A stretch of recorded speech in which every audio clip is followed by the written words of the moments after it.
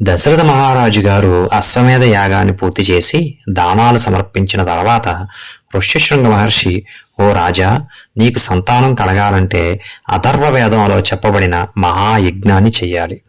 ఆ యాగమే పుత్రకామేష్టి యాగం అని చెప్పి మహర్షి ఆ యాగాన్ని ప్రారంభించారు.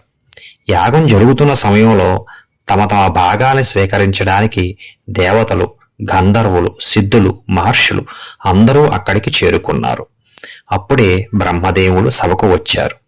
దేవతలంతా ఆయన్ని ప్రార్థిస్తూ, పితామహ, మీరు ఇచ్చిన వరాల వల్ల రావణుడు అహంకారంతో దేవతలను, ఋషులను తీవ్రంగా బాధిస్తున్నాడు.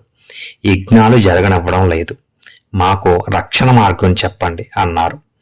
అప్పుడు బ్రహ్మగారు చెప్పారు, రావణుడు మనుష్యుల చేత మరణం కోరలేదు. అందుకే అతనికి అంతం మనుష్య అవతారంలోనే జరుగుతుంది. అంతలోనే అంతటా నిండిన పరమాత్మ దయామూర్తి అయిన శ్రీ మహావిష్ణువు ఆ సభ మధ్యలో స్వయంగా ప్రత్యక్షమయ్యారు.